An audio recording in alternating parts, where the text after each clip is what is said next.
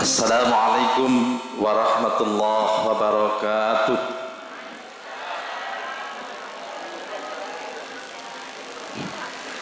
Alhamdulillah wa syukurillah, la haula wa la quwata illa billah. Asyhadu an la ilaha illallah wahdahu la syarikalah wa asyhadu anna Muhammadan abduhu wa rasuluh. Allahumma salli wa sallim wa barik ala Muhammad wa ala alihi wa ashabihi wa man tabi'ahum bi ihsanin ila yaumiddin. Yang saya hormati Ketua Pimpinan Daerah Muhammadiyah Kabupaten Jombang, Pak Kiai Abdul Malik dan seluruh jajaran pimpinan daerah Muhammadiyah Kabupaten Jombang. Yang saya hormati Ketua Pimpinan Daerah Aisyah atau jajaran pimpinan daerah Aisyah Kabupaten Jombang yang hadir pada pagi ini. Yang saya hormati Ibu Sekretaris Kecamatan Tembelang, ngapunten saya lupa namanya Bu, yang hadir di tengah-tengah kita, dan mungkin juga jajaran Muspicam, Muspika atau Muspincam itu Kecamatan Tembelang yang juga hadir.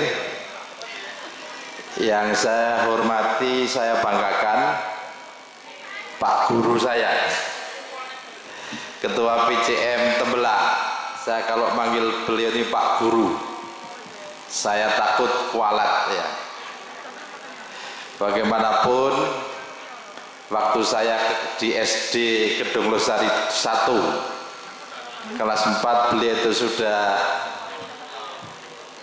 mulai ngajar saya, meskipun tadi manggilnya Kat, merini Kat ya jadi. Saya ingat kalau pas ngajar olahraga di Pak Kamtor, tapi yang saya ingat kan mesti kebaikannya, bukan panggilannya kan begitu. Jadi Pak Guru yang luar biasa, ya alhamdulillah. Dan sebagai bentuk hormat saya, bentuk takdim saya kepada Pak Guru saya ini, insya Allah nanti masjidnya akan kami bantu 50 juta. Yang PCM lain tidak boleh iri ya. Ini karena bentuk penghormatan murid kepada Pak Gurunya yang luar biasa. Karena kakak saya itu juga muridnya beliau, adik-adik saya itu juga muridnya beliau. Dan seluruh jajaran PCM Tembelang, kemudian pimpinan cabang Aisyah Kecamatan Tembelang, pimpinan cabang Aisyah yang juga hadir, ada dari Mojo Agung dan mungkin yang lain, dan mungkin juga dari pimpinan cabang Muhammadiyah Mojo Agung. Ini Pak Ketuanya kelihatan hadir. Nanti katanya mau ke rumah saya di Jepet nanti ya, karena ada sesuatu yang perlu dibicarakan. Dan Bapak Ibu hadirin yang berbahagia, alhamdulillah kebahagiaan bagi saya bisa hadir di tengah Bapak Ibu semua, karena bagaimanapun saya adalah warga Tembelang asli. Saya kelahiran Juwet Kedung Losari Tembelang. Jadi saya asli Kedung Losari, dan alhamdulillah dengan doa dan support dari Bapak Ibu semua, saya mendapat amanah sebagai Ketua Pimpinan Wilayah Muhammadiyah Jawa Timur. Tentu ini di luar ekspektasi banyak orang, karena bagaimanapun yang namanya pusat Muhammadiyah itu di Mojo Agung, Somombito, Jombang Kota. Tembelang ini kan amal usahanya sebenarnya nggak terlalu banyak kan begitu.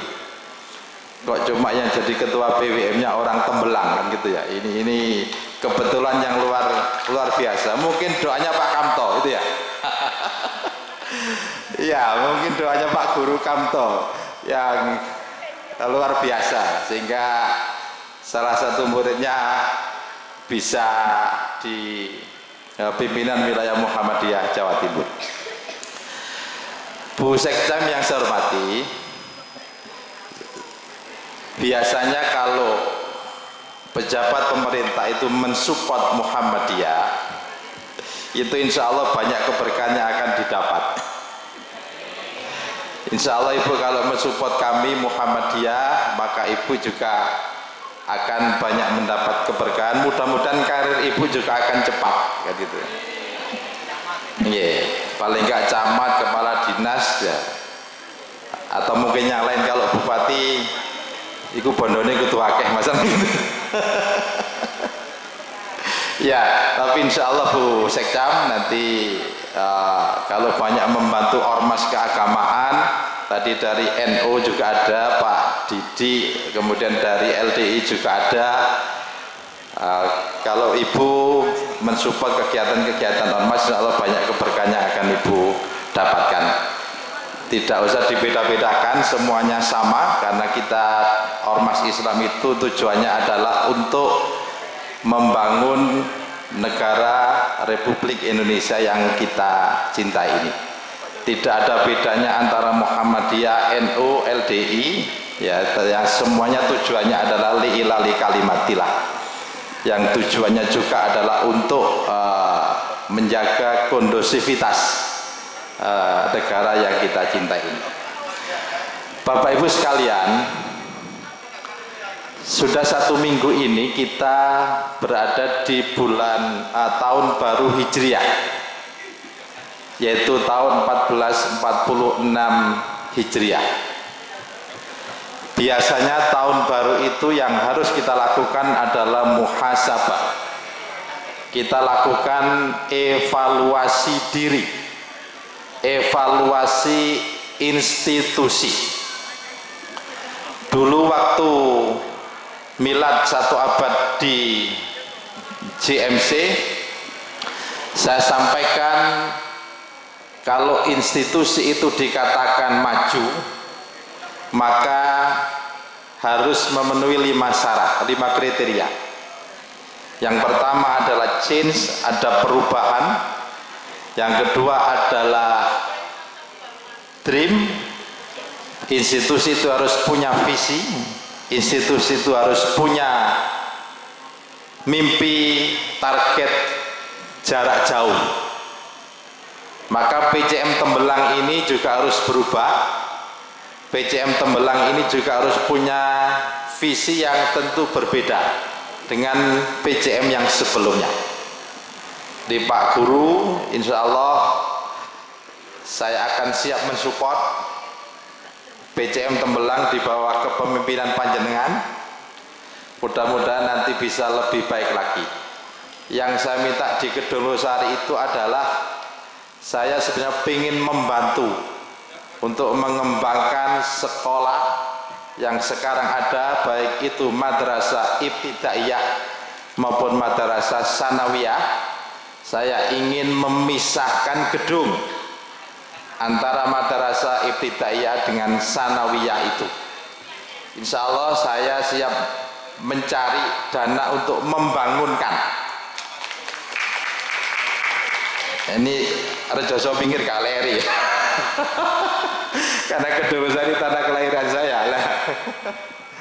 Nah, tinggal saya tidak tahu prosesnya sejauh mana, kan begitu. Saya sudah menunggu-nunggu, kan begitu.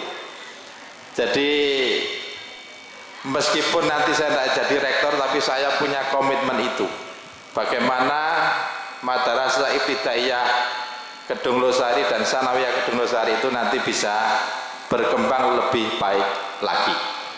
Kalau duit itu insya Allah bisa kita cari, tinggal bagaimana nanti kekompakan PCM Tembelang dengan teman-teman yang ada di Gedung Losari. Saya tunggu supaya nanti prosesnya bisa lebih cepat. Dan ini bagian dari mewujudkan mimpi Pak Guru, mewujudkan visi kita, bagaimana PCM Tembelang nanti bisa berubah menjadi lebih baik lagi. Kemudian ada empowering, ada memberdayakan. Itu adalah ciri institusi yang maju. Kita semua harus kerja keras, kita semua harus bisa bekerja sama untuk mewujudkan institusi kita menjadi lebih baik ke depannya. Yang keempat adalah kita harus bisa menjadi model, kita harus bisa menjadi uswah, kita harus bisa menjadi contoh dari warga Muhammadiyah yang memberi amanah kita untuk menjadi pimpinan Muhammadiyah. Yang kelima adalah love atau cinta. Pemimpin yang baik itu bukan pemimpin yang mengedepankan otoritas, tetapi pemimpin yang baik itu adalah pemimpin yang mengedepankan rasa cinta, dicintai orang yang dipimpin dan mencintai orang yang dipimpin. Ini adalah 5 ciri institusi yang sukses, 5 ciri institusi yang berhasil. Nah, begitu juga dengan kita secara personal. Bapak Ibu sekalian, mungkin di tahun 1445 Hijriah kemarin kita mendapatkan ujian-ujian yang berbeda dengan apa yang akan kita dapatkan 1 tahun ke depan. Tidak mungkin manusia hidup itu tidak diuji oleh Allah untuk meningkatkan kualitas iman seseorang, untuk meningkatkan kualitas ketakwaan seseorang.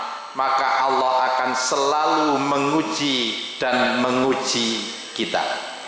Allah katakan, wala nabluwannakum bisyai'im minal khaufi wal ju' wa naqsim minal amwali wal anfusi was samarat wa basyiris sabirin. Pasti ini anunya, soalnya kurang agak apa? Sudah. Pasti akan aku uji manusia dengan ketakutan. Akan aku uji manusia dengan kelaparan, dengan kehilangan nyawa, dengan kehilangan harta benda, dengan kehilangan buah-buahan. Fabasyiris sabirin, dan berilah kabar gembira bagi orang-orang yang sabar. Ini Quran surat Al-Baqarah ayat 155. Tetapi 2 ayat sebelum itu, Al-Baqarah 153, Allah mengatakan, ya ayyuhalladzina amanu sta'inu bis sabri was shalah innallaha ma'as sabirin. Wahai orang-orang yang beriman, mintalah pertolongan kepada Allah dengan sabar dan sholat. Sesungguhnya Allah mencintai orang-orang yang sabar. Ini adalah ayat yang memberikan warning, ayat yang memberikan peringatan kepada kita agar kita ini siap untuk menghadapi ujian yang akan diberikan oleh Allah. 154 itu tentang orang yang mati syahid, 155 itu ayat yang saya baca tadi, bahwasanya kita ini akan selalu diuji oleh Allah dengan berbagai macam ujian. Ujian antara satu orang dengan yang lain itu bisa jadi berbeda. Ada orang yang diuji oleh Allah mungkin dengan anaknya, ada orang yang diuji oleh Allah dengan jabatannya, ada mungkin orang diuji oleh Allah dengan orang tuanya, ada orang yang mungkin diuji oleh Allah dengan saudara-saudaranya. Tapi mungkin juga ada orang yang diuji oleh Allah dengan berbagai macam kesulitan. Termasuk kita ini yang ngurusi Muhammadiyah, ngurusi NU, ngurusi LDI, mungkin juga akan diuji oleh Allah dengan berbagai macam kesulitan. Nah, ketika ujian Allah ini datang kepada kita, maka sikap yang harus kita tanamkan di dalam diri kita, yang pertama adalah sikap prasangka baik terhadap Allah. Jadi kita ini harus selalu berprasangka baik kepada Allah. Apapun ujian yang diberikan oleh Allah kepada kita, seberat apapun ujian yang diberikan oleh Allah kepada kita, maka jangan pernah berburuk sangka kepada Allah. Mungkin kita diuji oleh Allah dengan sakit, tapi prasangka baiklah kepada Allah. Kalau misalnya saya diuji sakit, prasangka baik saya kepada Allah, saya disuruh istirahat, seperti itu. Kalau kemudian kita diuji oleh Allah dengan kekurangan, mungkin Allah hikmahnya adalah supaya kita tidak sombong. Kadang kalau kita ini diuji dengan kekayaan, dengan uang yang banyak, kadang-kadang muncul kesombongan di dalam diri kita. Tapi kemudian Allah mengingatkan kepada kita dengan kesulitan yang akhirnya menyadarkan pada kita bahwasanya harta yang kita miliki itu adalah titipan yang diberikan oleh Allah. Maka kita ambil prasangka baik. Begitu juga dengan jabatan. Ujian jabatan itu juga harus kita sadari bahwasanya itu adalah ujian yang Allah berikan kepada kita, dan kita tidak boleh menggunakan jabatan kita itu dengan sewenang-wenangnya.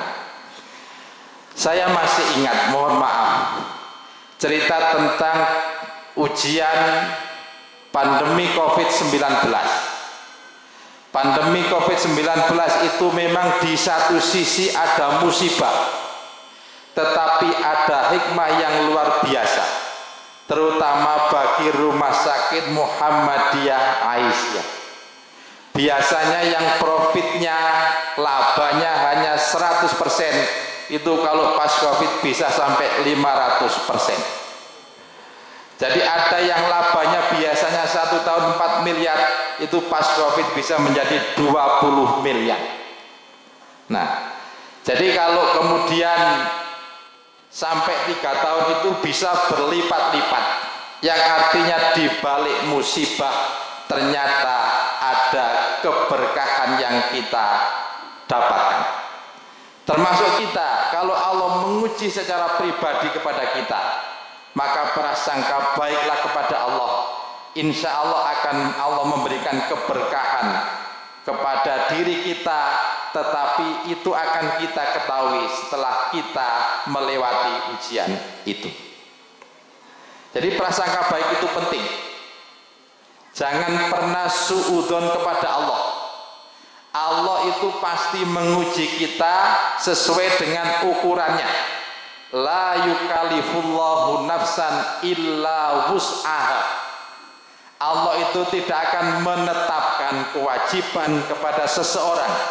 Allah itu tidak akan menguji seseorang kecuali sesuai dengan kemampuannya. Jadi jangan pernah kemudian kita terbebani dengan ujian. Saya ini sudah 1 tahun menderita katarak, tetapi karena aktivitas harus selalu saya lakukan, maka tidak sempat untuk melakukan operasi. Tanggal 5 Maret saya dijadwal operasi oleh dokter mata. Ternyata saya gagal karena tensinya meningkat. Ya rada wedi ternyata itu ya. Maka ditunda 2 minggu. Tanggal 19 Maret mau dioperasi, sudah mau masuk ruangan operasi, tensi saya naik, enggak jadi lagi. Tetapi saya hanya, ya Allah, ini mungkin ada sesuatu. Ternyata saya itu, mohon maaf, saya kenapa memilih waktu menjelang Ramadan? Tujuan saya supaya saya bisa istirahat, tidak ceramah, tidak mengisi terawih, tidak mengisi pengajian akad pagi. Ternyata Allah tidak berkeinginan seperti itu. Maka operasinya pokoknya gagal terus supaya kamu tetap bisa ceramah, tetap bisa ngisi pengajian akad pagi.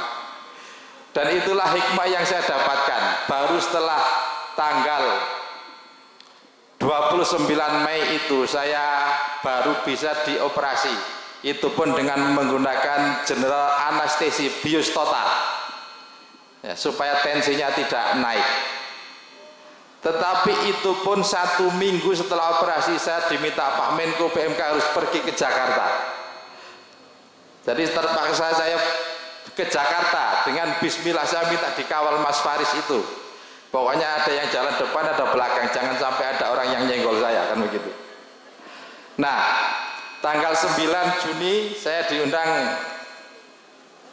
Pak Ketua PDM ke Batu. Ya saya berangkat. Ya meskipun sebenarnya dokter menyarankan 2 minggu itu tidak boleh keluar. Nah, tetapi bismillah. Nah, jadi awalnya saya nakal, maunya ngakali Gusti Allah, kan begitu. Tetapi Allah tidak berkeinginan seperti itu. Jadi tetap harus kita lakukan sesuai dengan kemampuan kita. Jadi tidak boleh kemudian kita suudzon kepada Allah. Maka apapun yang diujikan oleh Allah kepada kita, maka prasangka baiklah kepada Allah. Yang kedua, Bapak Ibu sekalian, menghadapi tantangan ujian yang begitu berat, kita harus selalu menanamkan jiwa optimis. Jiwa optimis itu harus selalu ada di dalam diri kita. Apapun ujian yang diberikan oleh Allah kepada kita, tidak ada yang perlu kita takutkan. Saya sering sampaikan sebuah paradigma. Bekerja itu bukan satu-satunya yang mendatangkan rizki, tetapi bekerja itu adalah salah satu. Ya. Bekerja itu bukan satu-satunya yang mendatangkan rizki, tetapi bekerja itu hanya salah satu yang mendatangkan rizki. Kenapa demikian? Di dalam surat At-Tolak, ujung ayat 2, awal ayat 3. Dan ini sering saya sampaikan, wa mayattaqillaha yaj'al lahu makhraja wa yarzuqhu min haitsu la yahtasib. Barang siapa yang bertakwa kepada Allah, akan aku berikan jalan keluar dari kesulitan, dan akan aku berikan rizki yang tidak pernah disangka-sangka dari mana datangnya. Ini paradigma rizki. Akan ada sumber rizki lain yang tidak bisa dihitung dengan matematikanya manusia. Marbot masjid, tukang becak, tukang kebersihan, cleaning service, mereka bisa berangkat umroh, mereka bisa berangkat haji. Kalau dihitung dengan matematikanya manusia, tidak akan mungkin bisa. Tetapi rizki itu adalah cara menghitungnya dengan matematikanya Allah. Maka matematikanya Allah adalah wa yarzuqhu min haitsu la yahtasib. Allah akan berikan rizki yang tidak pernah disangka-sangka dari mana datangnya. Sehingga para marbot tukang becak itu bisa berangkat umroh, bisa berangkat haji, karena dengan matematikanya Allah, bukan dengan matematikanya manusia. Jadi artinya apa? Ya ini mestinya harus membuat kita optimis dalam menjalani kehidupan. Kalau ada kemudian orang putus asa karena diuji oleh Allah dengan ujian yang mungkin berat, kemudian dia putus asa, berarti dia mungkin sandaran hidupnya tidak kepada Allah. Orang itu kalau sandaran hidupnya kepada Allah, tidak ada yang perlu ditakuti, tidak ada yang perlu digelisahi. Maka kalau kemudian wa may yattaqillaha yaj'al lahu makhraja wa yarzuqhu min haitsu la yahtasib, maka ketakwaan itu bisa mendatangkan rezeki, dan bagian dari ketakwaan itu adalah waktu milad saya sampaikan kenapa Muhammadiyah itu bisa berumur panjang. Salah satunya adalah warga Muhammadiyah gemar berinfak, gemar bersodakoh, karena itu bagian dari rasa syukur terhadap nikmat yang diberikan oleh Allah. Pak Guru, saya tahu jenengan membuat acara ini itu mencari dananya dari warga Muhammad itu kemana-mana. Saya tahu Pak Guru. Wis nek ngono tak sumbang 5 juta ya acara iki. Itu di luar masjid Pak Guru, di luar masjid. Saya kemarin itu sudah pulang. Saya tahu ya, karena ya ada kakak saya, ada adik saya, itu semuanya untuk membantu. Lah kakak saya itu kan saya tanya, entek piro? Oh gak ngomong ya Bang. Gak wis cukup, ya wis aku meneng ae kan begitu. Tapi tadi saya tanya besok-besok pada Pak Guru ini, telas pinten Pak Guru? Oh sak menten, nggih pun. Nggih kula batin mawon, ya wis engko ae tak sumbang. Ya. Tetapi itu bagian dari kesyukuran kita. Dimintai ada yang 100, ada yang 400, ada yang macam-macam, dan akhirnya menjadi acara yang luar biasa ini. Dan itu tidak hanya terjadi di Tembelang ini, di berbagai tempat saya kira juga sama. Warga Muhammadiyah itu insya Allah entengan, kan begitu kalau saya bilang, karena dia sadar betul bahwasanya rizki itu adalah titipan. Dan dari titipan itu saya sering sampaikan, setiap amanah ada rizkinya, setiap rizki ada amanahnya. Setiap amanah ada rizkinya. Kalau di Surabaya sering saya contohkan, menjadi ketua RT di Surabaya itu dapat gaji. Gajinya kalau tidak salah 1,5 juta per bulan, itu ketua RT. Kalau ketua RW itu 1.750.000, itu ketua RW. Saya pernah jadi ketua RW masalahnya, jadi saya tahu selama 2 periode. Setiap amanah sekecil apapun itu ada rizkinya. Pak Guru menjadi guru itu karena amanah. Bu Sekcam menjadi sekcam karena amanah. Di balik amanah itu mesti ada rizkinya. Mungkin kalau Bu Sekcam, mohon maaf, ada tunjangan sekretaris kecamatan. Kemudian menjadi rektor itu juga ada amanahnya. Ada rizki yang harus sebagian kita keluarkan dari amanah yang ada rizki yang kita dapatkan. Nah, di balik rizki yang kita dapatkan itu ada amanah. Amanahnya apa? Harus kita keluarkan sebagian untuk membantu saudara-saudara kita yang membutuhkan, membantu kegiatan-kegiatan seperti ini. Ini adalah bagian dari li'ilali kalimatillah. Ini bagian dari kebaikan. Dan warga Muhammadiyah faham dengan itu. Mereka akan bergotong royong untuk membantu. Ada yang 50.000, 100.000, 150.000. Bahkan mungkin ada yang membantu tenaganya, ada yang mungkin membantu pikirannya. Yang inilah kemudian membuat Muhammadiyah bisa awet lebih dari 1 abad.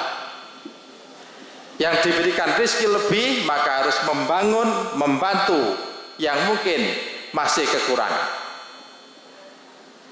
Karena setiap amanah ada rizki dan setiap rizki ada amanahnya. Jadi Pak Guru saya kira harus optimis. Membangun PCM Tembelang ini butuh effort, butuh kerja keras.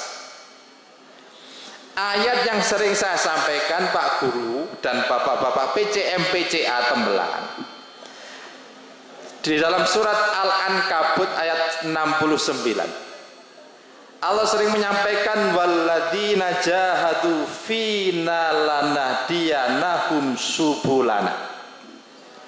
Siapa yang bersungguh-sungguh berjuang berjihad di jalan Allah, fina akan aku tunjukkan kepada mereka itu lanahdiyanahum subulana, jalan-jalan kesuksesan. Itu kalau saya memberikan tafsir bebas seperti itu, jalan-jalan kesuksesan. Syaratnya adalah kerja keras, syaratnya adalah bersungguh-sungguh. Maka PCM Tembelang, Pak Guru, harus kompak. PCM Tembelang di bawah Pak Guru harus kerja keras supaya Allah itu tunjukkan jalan-jalan kesuksesan. Tapi nek awake dhewe durung kerja keras. Kalau Pak Guru ngajar olahraga itu kan melayune sing banter, nah itu kan begitu. Kat melayu, nah gitu. Dulu kalau nyuruh saya begitu beliau. Kat melayu, nah itu. Kan di SDN di Debesar itu ada lapangan ya, Pak Guru ya. Kalau suruh main sepak bola, nanti antar kelas, gitu ya. Tapi kadang-kadang antar SD sekecamatan. Kalau disuruh latihan nanti Pak Guru yang Kang, sing mlayune sing banter, nah gitu. Lah saiki tak kongkon, PCM Tembelang, mlayune sing banter ya.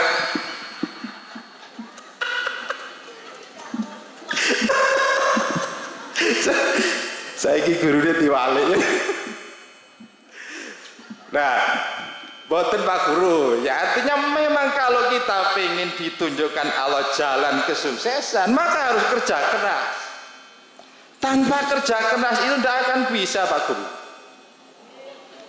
Tanpa kebersamaan, ya, tidak akan bisa. Innallaha yuhibbul ladzina yuqatiluna fi sabilihi shaffan ka'annahum bunyanun marsus. Sesungguhnya Allah itu mencintai, ini Pak Guru mungkin PCM Tembelang ya. Sesungguhnya Allah itu mencintai orang-orang yang berjuang berjihad di jalannya, kemudian seperti barisan yang kokoh. Maka sering saya sampaikan, jangan terlalu mengedepankan ego sektoral, ego personal jangan. Yang dikedepankan adalah ego komunal, ego Muhammadiyah, ego perserikatan. Aisyah juga sama. Gak oleh wekku, iki wekku, iki wekmu, kan begitu.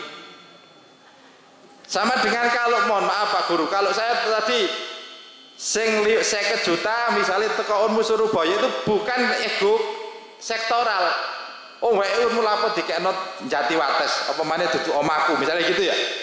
Tidak, ini sesama yang kita bangun adalah Muhammadiyah, ego komunal, ego persyarikatan, sehingga ada ta'awanu alal birri wa taqwa, kerjasama dalam hal kebaikan dan ketakwaan, yang kuat membantu yang lemah. Ini Mas Anas ya. Ini kepala MI Muhammadiyah. Ini sudah buat proposal ke saya juga ini. Mau membangun kolam renang. Saya memang pesan pada Pak Ketua PDM. Pokoknya nek PCM selain Tembelang minta bantuan ke Unmu Surabaya, tolong ada rekomendasi dari PDM. Tapi nek khusus teko Tembelang gak ada rekomendasi. Wah, ini anak muda luar biasa. Anak muda luar biasa. Saya ingat betul pengajuannya berapa? 60 juta. Tapi ojo njaluk kabeh, nek swida iku wis tak kena Pak. Insya Allah tetap saya bantu. Ya, tetap saya bantu. Ya, tapi mungkin jumlahnya beda, Mas Anas ya. Tapi tetap aja, ini luar biasa kerja kerasnya ini yang kita contoh. Nah, Kedolosari saya tunggu kan begitu. Kedolosari ini saya tunggu. Kalau Kedolosari saya yakin saya bisa ngasih lebih dari 100 juta. Itu Kedolosari. Cuma kudu kompak. Kompak, tidak boleh mengedepankan ego sektoral, ego personal. Yang dikedepankan adalah ego komunal, ego persyarikatan. Ya Pak Bu Sekcam ya, nanti dibantu izin-izinnya Bu kalau pas kita bangun ngaten nggih. Insya Allah barokah kok Bu. Nah, jadi itu optimis. Jadi Allah itu akan memberikan rezeki yang tidak pernah disangka-sangka. Dalam ayat lain Allah katakan wa may yattaqillaha yaj'al min amrihi yusra. Barang siapa yang bertakwa pada Allah akan aku beri kemudahan dalam urusannya. Nek awe dhewe iki sik kangelan, termasuk secara personal masih kesulitan, mungkin kita belum terlalu dekat kepada Allah. Mungkin kita belum terlalu dekat kepada Allah. Allah itu kan sudah mengajari kepada kita. Allah itu kan mengangkat derajat seseorang itu kan bisa beberapa macam. Yang pertama, Allah akan mengangkat derajat seseorang karena keilmuannya. Dalam surat Al-Mujadilah ayat 11 Allah katakan, yarfa'illahu alladhina amanu minkum walladhina utul ilma darajat. Allah akan mengangkat derajat di antara kamu, yaitu orang yang beriman dan berilmu pengetahuan. Jadi kalau Prof Malik diangkat derajatnya oleh Allah karena ilmunya. Pak Haidar Nasir, Prof Den Samsudin diangkat derajatnya oleh Allah karena keilmuannya dan keimanannya. Kemudian yang kedua, di dalam surat Al-Bayyinah Allah katakan innal ladzina amanu wa amilus solihati ulaika hum khairul bariyah. Sesungguhnya orang-orang beriman dan beramal soleh, maka mereka itulah sebaik-baik manusia. Manusia yang derajatnya diangkat oleh Allah, makhluk yang diangkat derajatnya oleh Allah, yaitu yang beriman dan beramal soleh. Yang ketiga, Allah itu akan mengangkat derajat seseorang kalau dia konsisten melaksanakan sholat malam, konsisten mendekatkan dirinya kepada Allah. Coba di dalam surat Al-Isra ayat 79 Allah katakan wa minal laili fatahajjat bihi nafilatan lak asa ayyab'asaka rabbuka maqamam mahmuda. Dan di sebagian malam bertahajudlah kamu sebagai ibadat tambahan bagi kamu, mudah-mudahan Allah akan mengangkat kamu ke tempat yang terpuji, maqamam mahmuda. Makom itu kedudukan, tapi belum tentu semua makom itu mahmudah. Belum tentu terpuji. Tetapi kalau makom mahmudah itu kedudukannya dan terpuji. Menjadi ketua PCM, ya Pak Guru ya. Menjadi ketua PDM, menjadi ketua BWM misalnya, menjadi ketua PP Muhammadiyah, menjadi Bu Sekcam, Pak Camat, itu adalah makomam mahmudah. Nah Allah itu mengajarkan dalam ayat berikutnya, kalau kita mendapat amanah, mendapat tugas apapun, maka Allah mengatakan berdoalah wa qur rabbi adkhilni mudkhala sidqi wa akhrijni mukhraja sidqi waj'alni min ladunka sultanan nasira. Wahai Tuhan kami, masukkan aku ke dalam urusan ini, urusan apapun, urusan rumah tangga, urusan pekerjaan, urusan memimpin Muhammadiyah, urusan menjadi sekcam, menjadi camat, menjadi rektor. Wa akhrijni mukhraja sidqi, dan berilah aku jalan keluar ya Allah dari kesulitan. Kalau aku mengalami kesulitan, berilah jalan keluar, berilah aku solusi. Dan yang lebih hebat lagi kata Allah, waj'alli min ladunka sultanan nasira. Wahai Tuhan kami, berilah aku kekuasaan, pertolongan yang bisa menolong aku untuk menyelesaikan semua permasalahan yang aku hadapi. Ini dasar. Waj'alni min ladunka sultanan nasira. Wahai Tuhan kami, sultanan nasira, kekuasaan yang bisa menolong aku untuk menyelesaikan semua permasalahan yang akan aku hadapi. Maka ini yang harus membuat kita optimis dalam mengarungi hidup kita. Kalau 1 tahun ke depan kita diuji oleh Allah dengan tantangan yang mungkin lebih berat dari yang kita hadapi tahun 1445 Hijriah. Bapak Ibu sekalian, saya kira ini saja yang bisa saya sampaikan. Sekali lagi PCM Tembelang, Pak Guru, PCA Tembelang, Bu Lukman, tetap optimis, tetap semangat.